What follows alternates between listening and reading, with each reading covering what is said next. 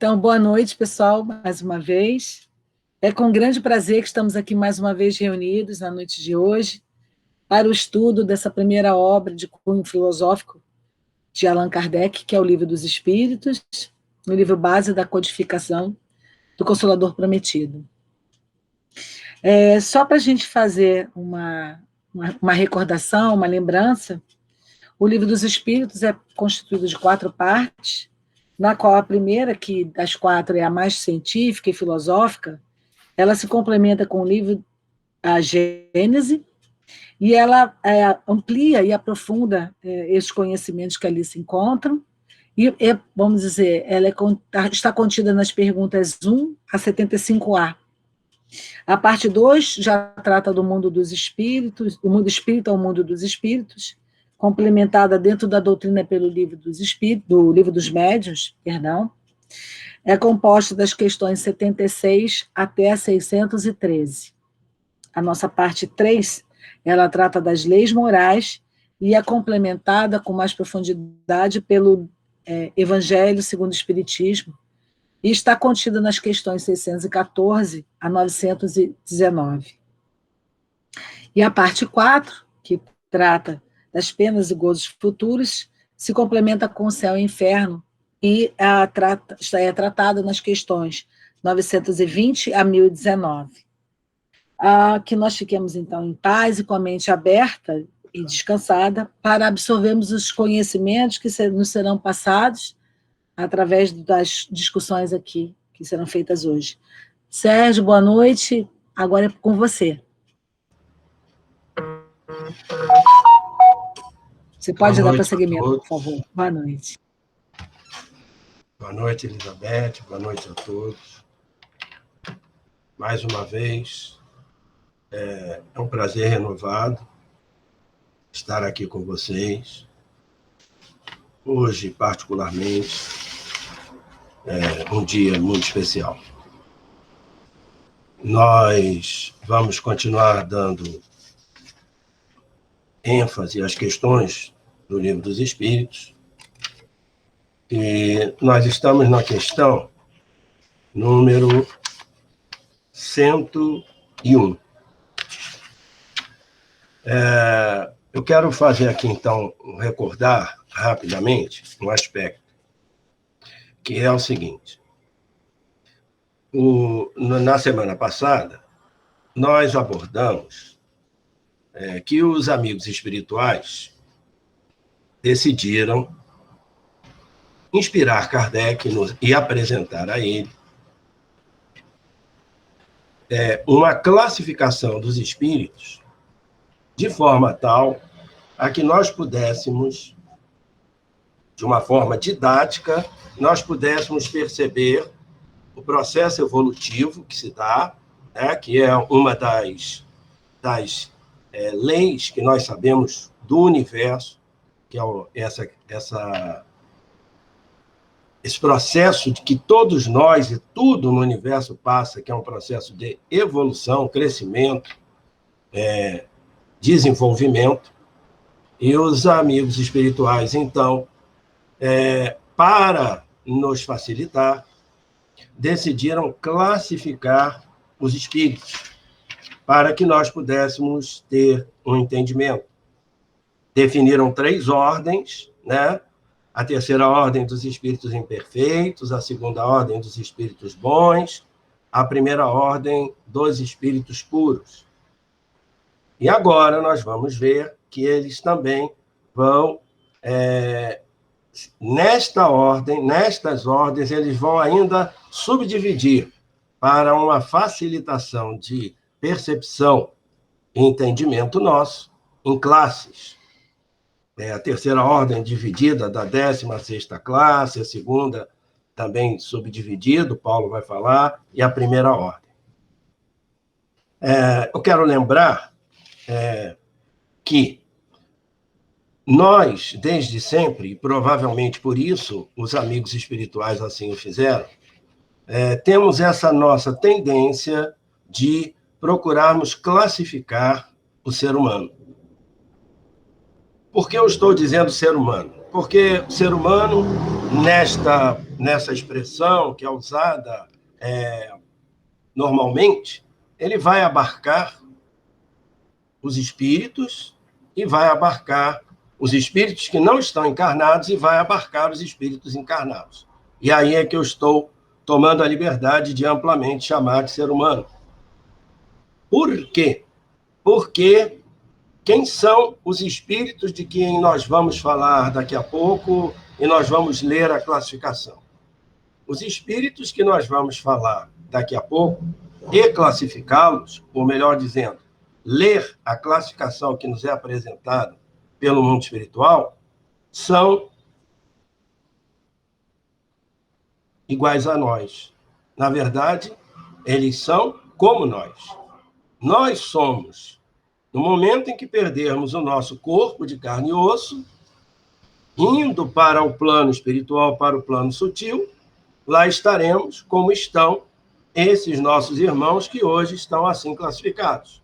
Então, essa classificação para o plano espiritual também serve para nós, porque não é com a mudança através da perda do corpo de carne e osso que o sujeito tem uma modificação mágica. Então, quando nós estamos falando desta classificação, nós estamos falando de uma classificação relativa também a nós mesmos. E classificação de personalidade do sujeito, de como a sua psique funciona, isso vem desde há muito. Como eu lembrei da vez passada, Hipócrates já dividia o ser humano em 4 grupos: o colérico, o melancólico, o sanguíneo e o fleumático. Mas isso não é uma característica única e exclusivamente dos gregos. Por exemplo, os indianos, com a sua medicina ayurvédica, eles também vão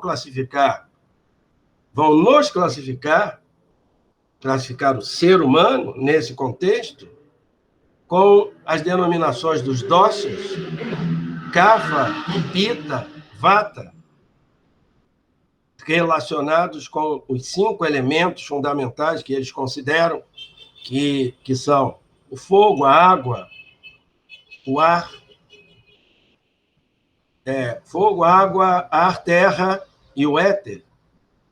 Então, você observa que isso já vem desde sempre sendo feito, que é esta classificação.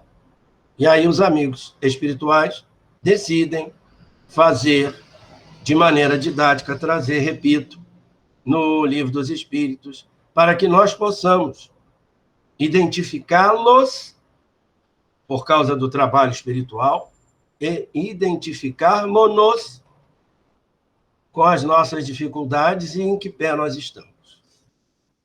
Então, dito isso, eu vou ler. Eu quis fazer essa observação inicial, porque a leitura, ela vai... É uma escala de categoria, né? Também quero fazer essas observações, porque o resto é uma leitura. É uma escala de categoria e ela é estática, né? Porque ele vai classificar, vai dar as ordens, eu vou ler a 3ª ordem, depois vou ler através das classes que ele apresenta, e fica aparecendo, é claro que nessa definição precisava ser assim, é uma escala de categoria, de pensamento e de ação dos espíritos estática. Mas, na verdade, esse fato não acontece.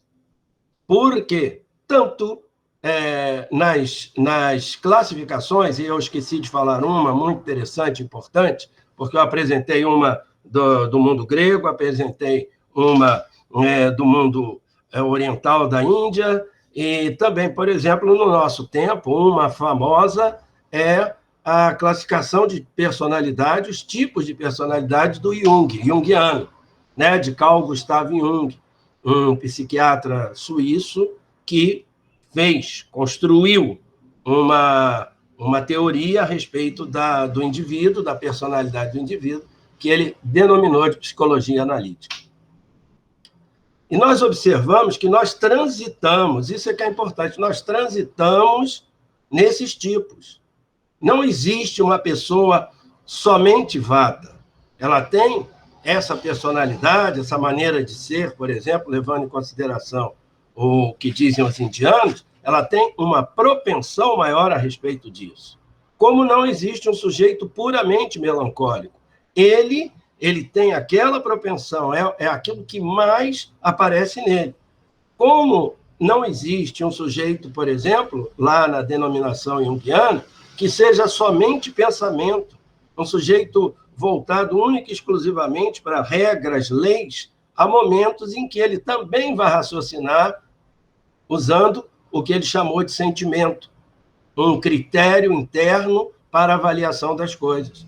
Nós vamos usar a intuição, mas haverá momentos em que nós, para avaliarmos aquilo que existe em torno de nós, vamos usar a sensação.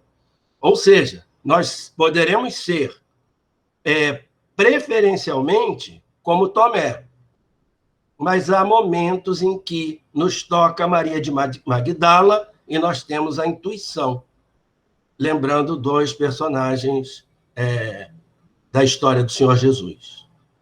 Então, é muito importante isso, para que nós não fiquemos restritos a estas classes. Não, ele está na terceira ordem, tudo bem, mas ele é da 10ª classe, ele não é da 9ª. Não, vocês vão ver e nós vamos observar que nós transitamos por elas em determinados instantes. Agora temos uma predominância com relação a uma delas.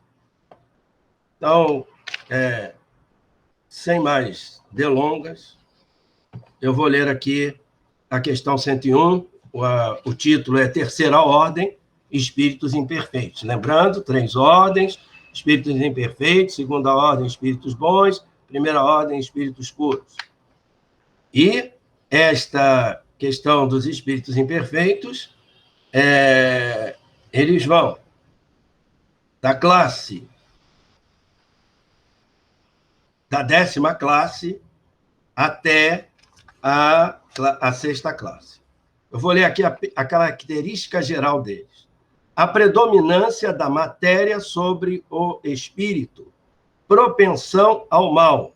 Veja a importância das palavras. Propensão ao mal, ignorância, orgulho, egoísmo e todas as más paixões subsequentes ou consequentes. Têm a intuição de Deus, mas não o compreendem. Nem todos são essencialmente maus. Propensão ao mal. Né? Em alguns há mais leviandade. Uns não fazem o bem nem o mal, mas pelo simples fato de não fazerem o bem, revelam a sua inferioridade. Outros, pelo contrário, se comprazem no mal e ficam satisfeitos quando encontram ocasião de praticá-lo. Podem aliar a inteligência à maldade ou à malícia, mas qualquer que seja o seu desenvolvimento intelectual, suas ideias são pouco elevadas e os seus sentimentos mais ou menos abjetos. Então, olha só. Podem aliar a inteligência à maldade ou à malícia. Então, realmente, nós encontramos pessoas que aliam a inteligência à maldade. E aí nós vamos poder dar uma conotação à palavra ignorante, usada anteriormente, e não confundi-la com a falta de inteligência. A ignorância é o quê? A nossa ignorância fundamental é o desconhecimento dos verdadeiros valores, o desconhecimento daquilo que tem realmente importância, o desconhecimento das leis divinas, o desconhecimento daquilo que foi pregado pelo Senhor Jesus. É essa ignorância, é esse equívoco. Por isso que numa das questões que acontecerá lá na frente, será perguntado sobre a questão de nós todos passarmos pela fieira da maldade, e a resposta será não, pela fieira da ignorância. Porque é uma questão até de instinto também, né, que nós temos e trazemos em todos nós. Porque se eu observo que aquilo realmente é um equívoco, é uma ignorância, há uma propensão muito grande para que eu possa mudar a minha jornada. Senão, não haveria a condição de podermos completar um trabalho que é feito com muito cuidado no mundo espiritual e para o qual esta classificação ajuda muito.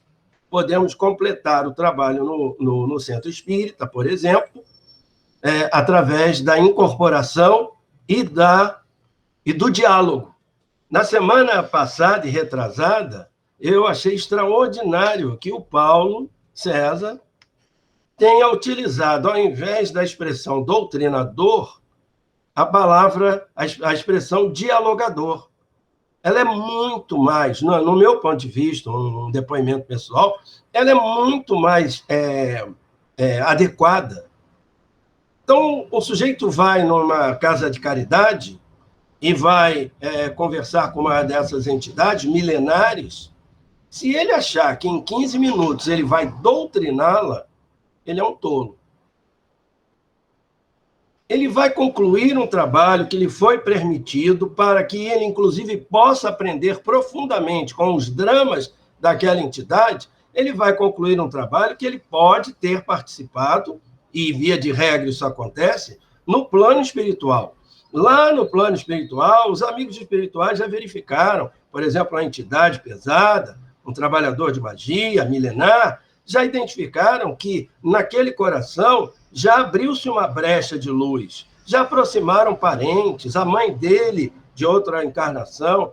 Lembrem-se do Gregório, na história contada pelo André Luiz, né? A mãe do Gregório, tal, que tinha sido um papa, né? Então, eles já fizeram um trabalho, nós já estivemos lá, nos aproximamos, já sabemos disso tudo, que nos nossos desdobramentos, para podermos participar. E ali vai vir o coroar daquela situação.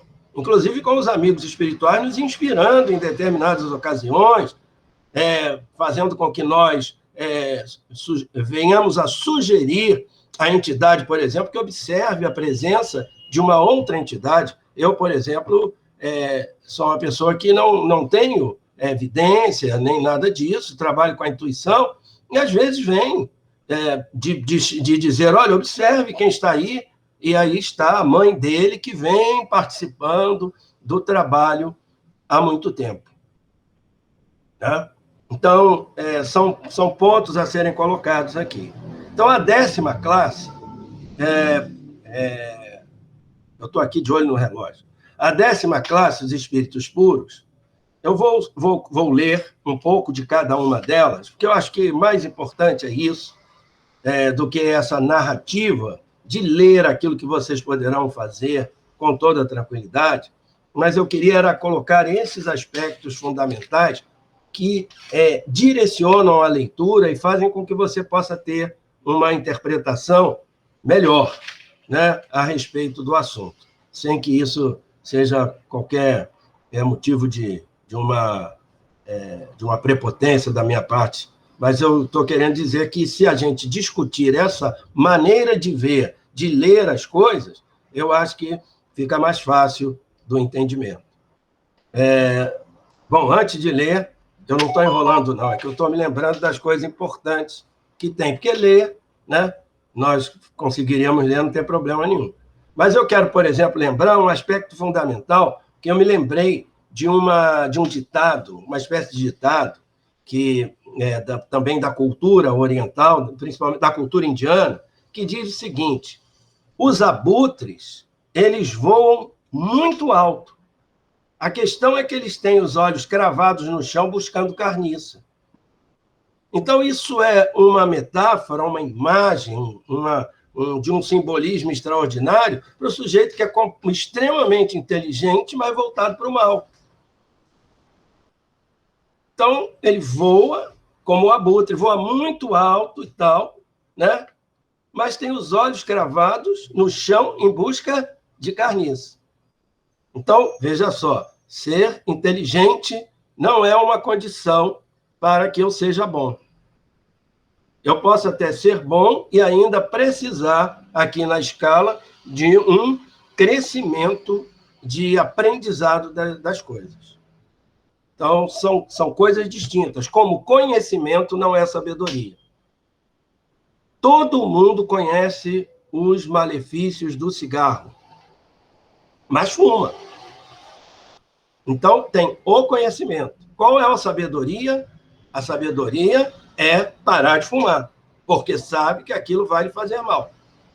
Então, conhecimento não é sabedoria. Conhecimento é você adquirir, através do estudo, do aprendizado na vida, as sementes frutíferas que você vai precisar lançar no seu dia a dia. Então, para transformar conhecimento em sabedoria, requer esforço, requer trabalho. Então, 10ª classe dos espíritos impuros, olhem só. Vou ler só aqui uma parte. São inclinados ao mal e o fazem objeto de suas preocupações. Como espíritos, dão conselhos pérfidos, insuflam a discórdia e a desconfiança e usam todos os disfarces para melhor enganar. Apegam-se às pessoas de caráter bastante fraco para cederem às suas sugestões, a fim de as levar à perda, satisfeitos de poderem retardar o seu adiantamento, ao fazê-las sucumbir ante as provas que sofrem. Então, nas manifestações, reconhecem-se esses espíritos pela linguagem, a trivialidade e a grosseria das expressões. Entre os espíritos, como entre os homens, é sempre um índice de inferioridade moral, se não mesmo intelectual. Suas comunicações revelam a baixeza de suas inclinações. E se eles tentam enganar, falando de maneira sensata, não podem sustentar o papel por muito tempo e acabam sempre por trair a sua origem. Então, veja só, ele aqui, ele dá um alerta muito interessante de que esses espíritos podem falar com grosseria, podem são cruéis e tudo, estão cruéis, tudo é estar e não ser, estão cruéis, mas eles podem também falar de maneira sensata. A questão da sensatez que se está dizendo aqui não é a sensatez, é maneira, não é a sensatez do que se propõe. E aí eu lembro uma passagem que eu já citei do livro Diário de um Doutrinador, ou da série Diário de um Doutrinador, não sei se é exatamente no Diário, porque o Luiz Gonzaga Pinheiro tem vários livros muito interessantes, aconselho todos a lerem esses livros, principalmente o Diário de um Doutrinador, antes de voltarem para o plano espiritual, aconselho a lerem esse livro. Então, lá, uma entidade aparece no centro, faz uma prece, e lá no meio do negócio ele vai dizer assim, olha, vocês têm trabalhado muito, estão muito cansados, se precisarem faltar ao trabalho, não tem problema. Então, fala de forma educada, polida, sensata, mas sem a sensatez necessária para o ouvido atento do que uma entidade falaria. Então, ela vai levar as pessoas a enganá-las. Quem seria enganado? Aqueles mais fracos, como foi dito lá em cima. E ele vai insuflar a discórdia? Vai. A desconfiança? Também. Principalmente, por exemplo, nos grupos espíritas. E também, e aí é que eu quis fazer aquela observação, nos nossos grupos de vida, no trabalho, na própria casa espírita como encarnados, né? Então, qualquer lugar nós estamos sujeitos a isso. A 9ª classe de espíritos nós estamos falando dos espíritos imperfeitos, são ignorantes, malignos, inconsequentes e zombeteiros. Metem-se em tudo e tudo respondem sem se importarem com a verdade. Gostam de causar pequenas contrariedades e pequenas alegrias, de fazer intriga, de induzir maliciosamente ao erro por meio de mistificações e de espertezas. Aqui nós temos os falsos profetas também, né? A esta classe pertencem os espíritos vulgarmente designados pelo nome de duendes, diabretes, gnomos, trasgos. Estão sob a dependência de espíritos superiores, que eles muitas vezes se servem como fazemos com os criados. Então, são espíritos aqui, dessa classe, suscetíveis a serem direcionados através de um trabalho para o bem. Mas se são suscetíveis de serem direcionados para o bem, porque ele aqui fala em espíritos superiores, eles também são suscetíveis a serem direcionados para o mal. Né? Vocês conhecem, não precisa levantar a mão, não, tá? Vocês conhecem pessoas que gostam de causar pequena contrariedade, não gostam da alegria do outro, de fazer intriga, de ser maliciosa? Aí, né? Precisa estar desencarnado para fazer isso? Não. Somos nós indo para o plano espiritual e levando a nossa dificuldade pessoal. 8ª classe de espíritos. Seus conhecimentos são bastante amplos, mas julgam saber mais que realmente sabem. Tendo realizado alguns progressos em diversos sentidos, sua linguagem tem um caráter sério, que pode iludir quanto à sua capacidade e às suas luzes. Paro por aqui para citar, por exemplo, o amigo que vos fala. Qualquer um que vá falar numa casa de caridade, num centro espírita, qualquer um que vá ser formador de opinião, qualquer um que tenha essa incumbência, tem que tomar muito cuidado, não tem que tomar cuidado no que fala, no que prega, no que sente. Julgam saber mais do que realmente sabem. Então, nós temos, por exemplo, nesse caso, só para lembrar, que eu até fiz uma anotação sobre isso aqui. Por exemplo, pode aparecer aí, eu vou chamar de complexo, né, de uma coisa complexa, de uma junção de uma série de sentimentos e ideias e pensamentos e imagens. Pode surgir aí um complexo que eu chamaria de complexo do pseudo-sábio. Então, é o sujeito que, por exemplo, ele discute sobre verdades transcendentais, discute sobre questões da moral do Cristo, que não é a nossa moral, que varia com a época, a moral do Cristo. Né?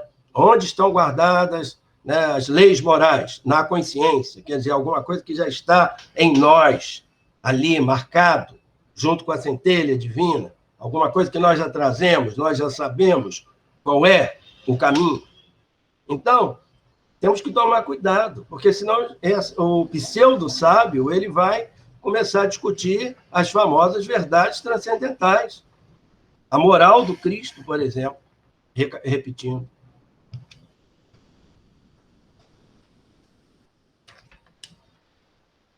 A 7ª classe são os espíritos neutros. Nem são bastante bons, nem para fazerem o bem, nem bastante maus para fazerem o mal.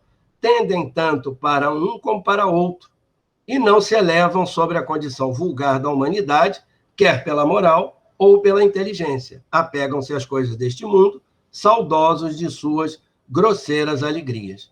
Com relação à questão da neutralidade, eu queria fazer menção a uma citação que eu ouvi outro dia, que foi o seguinte: quando o sujeito, sabedor de que tem alguma coisa realmente correta ali, tem uma coisa correta, a gente sabe, ali aquilo está correto e o outro não está.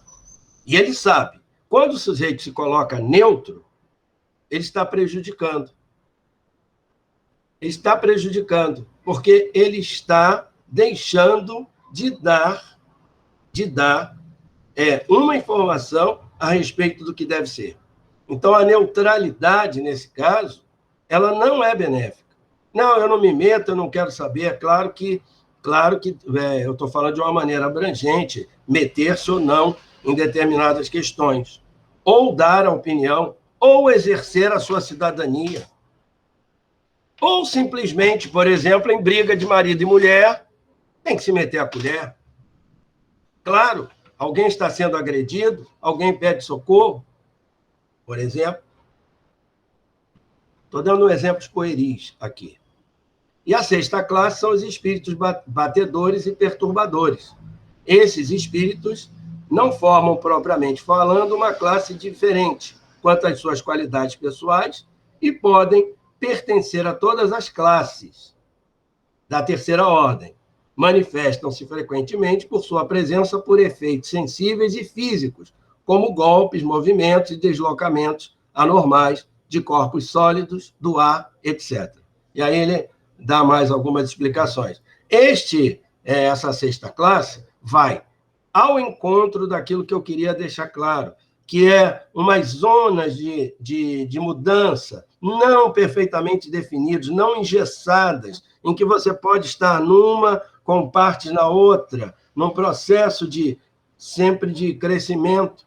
E aí esta classe dos espíritos que podem propiciarem os efeitos físicos, eles podem ser propiciados por espíritos que aprendam, tanto elevados como espíritos que querem ser perturbadores. É a última classe dessa primeira ordem. Alguma dúvida?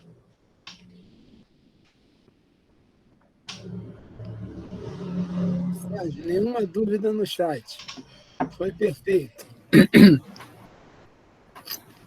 Então, eu quero fazer um pequeno comentário, se Paulo me permite, que é o seguinte. Eu comentei, é um dia especial e eu quero muito hoje agradecer, sinceramente, ao meu pai. Ele hoje faria 96 anos, ele partiu com 95 anos, ele foi um homem além do seu tempo, ele foi o único negro em 1949 que formou-se na Universidade Federal Rural do Rio de Janeiro, naquela época se tornando engenheiro agrônomo, né? Lutando contra o preconceito racial no Brasil, casou-se com uma mulher branca, a minha mãe, e segurou a barra, tanto ele quanto ela, desse relacionamento.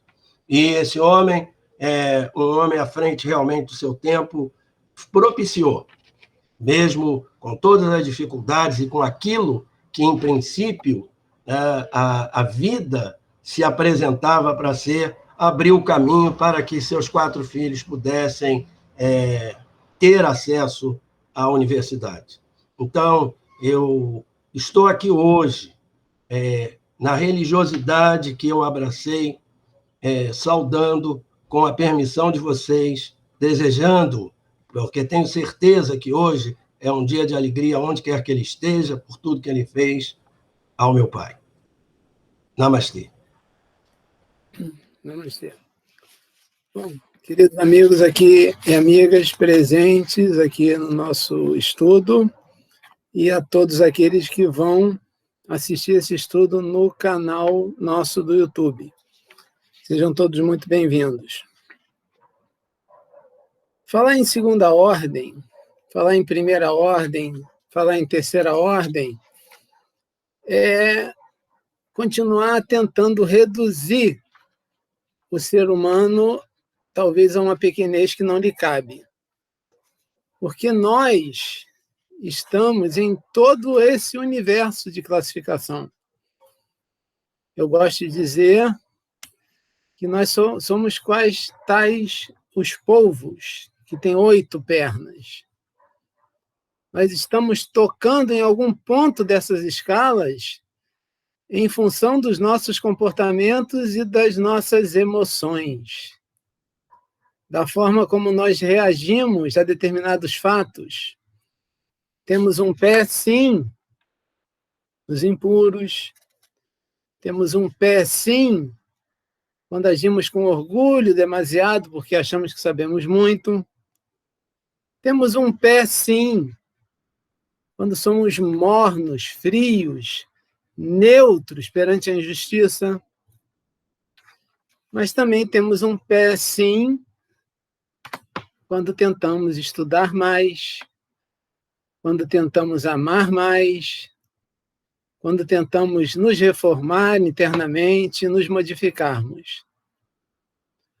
Então, na realidade, essa escala só nos mostra a complexidade das nossas emoções, que muitas vezes nem nós ainda entendemos.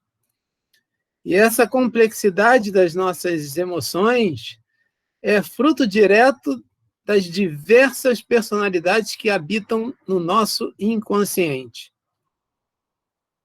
Já exercemos vários papéis na vida, nessa vida, em outras vidas, e nesses papéis estivemos ora mais perto da ciência, ora mais perto da espiritualidade, ora mais perto da verdade, ora mais perto da mentira. O que acontece conosco é que nós vamos aumentando as nossas virtudes numa gradação. Começamos a ter 10% de capacidade de perdoar. Aumentamos para 20%, para 30%, para 40%. Ninguém sai de 0 a 100. Isso não existe. Como também ninguém cai de 100 para 0. Porque quem aprendeu não esquece mais. Talvez tenha guardado o conhecimento apenas de uma forma intelectual, que precise ser colocada em ação. Mas esse ser, esse espírito, já aprendeu o que fazer e como fazer. E aqui a gente vê na questão 107. Características gerais. As palavras mais importantes eu sublinhei aqui. Predominância do espírito sobre a matéria. O inverso da outra categoria. Desejo do bem. Mas aí também existe uma gradação. Desejo do bem a quem eu amo. Desejo do bem a quem é meu amigo. Desejo do bem a quem é da minha família. Desejo do bem a alguém que é meu irmão em Deus. Também são gradações. Alguns têm ciência, outros sabedoria e bondade. Unem ao saber as qualidades morais. O que será que é mais difícil? Ser bom ou ser inteligente, intelectual, sábio? Como fala a pergunta 109, que diz: o que os distingue particularmente é a amplitude dos seus conhecimentos. Preocupam-se menos com as questões morais do que com as questões científicas. E como nós podemos condenar alguém que não liga para a questão moral, mas alguém que entrega toda a sua vida a uma pesquisa para salvar vidas?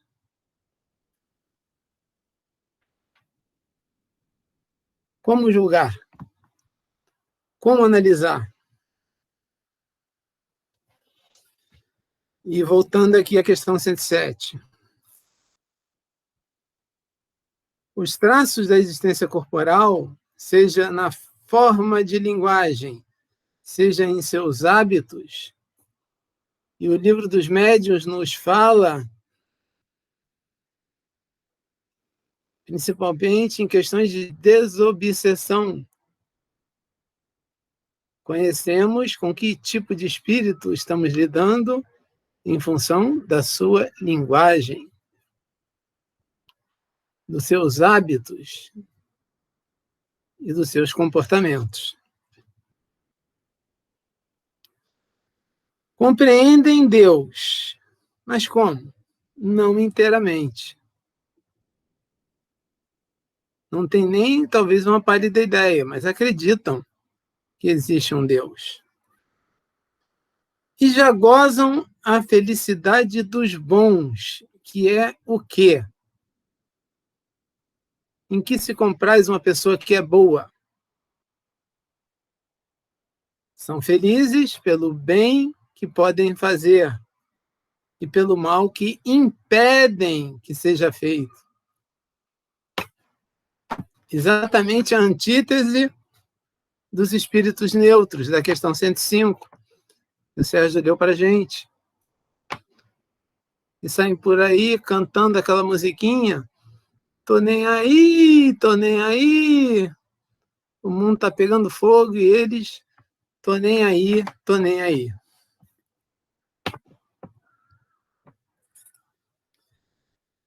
No entanto, todos ainda têm provas a sofrer para chegar à perfeição. E aí a gente introduz o conceito de provas e expiações. Provas ou expiações. Expiações são coisas que nós temos que passar fruto de ter agido contra as leis de causa e efeito. Provas são coisas que nós nos propomos a fazer voluntariamente para que possamos provar a nós mesmos que nós já temos aquela condição enraizada dentro de nós. Como espírito, suscitam bons pensamentos, desviam os homens do caminho do mal, protegendo durante a vida aqueles que se tornam dignos. Alguém está reclamando de falta de assistência espiritual? Está aqui a resposta. Você não estava sendo digno dessa assistência. E o guia vai embora. E o guia te deixa com quem? Com um perturbador, com um pseudo-sábio, um espírito leviano, que talvez venha a atender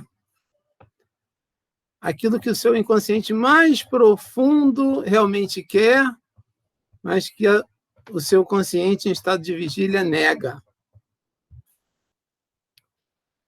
Existem só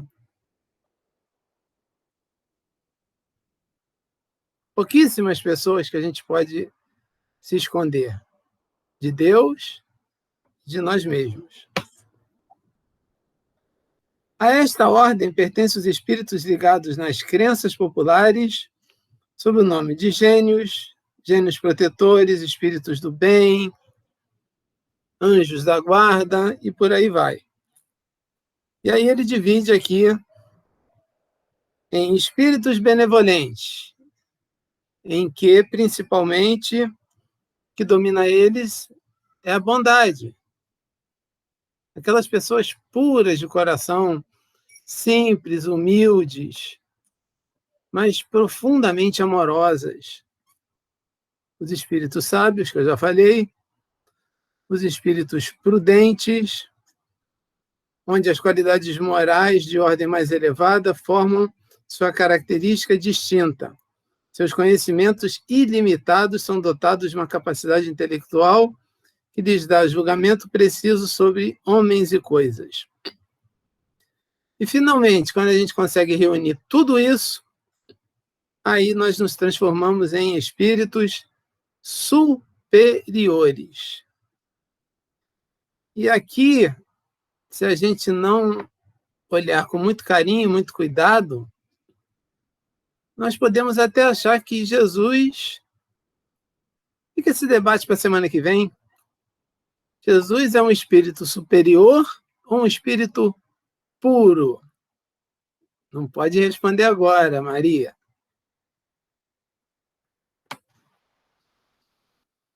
Eles reúnem a ciência, a sabedoria e a bondade. Em sua linguagem transparece apenas a benevolência. É geralmente digna, elevada e frequentemente sublime. Sua superioridade os torna mais do que outros aptos a nos dar noções mais justas sobre coisas do mundo incorpóreo, nos limites que nos é permitido conhecer. Comunicam-se voluntariamente com aqueles que de boa fé o procuram a verdade, e ser voluntariamente com aqueles cuja alma, suficientemente desprendida dos laços terrestres para compreendê-la, não se afastam daqueles que são movidos apenas pela curiosidade ou pela influência da matéria. Se desviam da prática do bem. Aí essa frase aqui que me chama a atenção. Vejam em casa, se não é muito parecido esse último parágrafo com o texto que está na questão 625.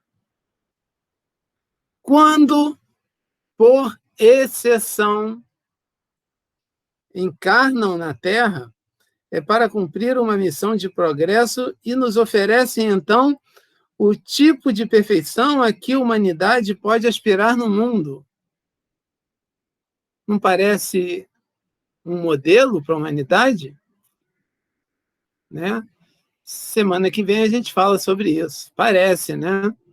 Mas pode não ser. Tem muita coisa que parece, mas não é.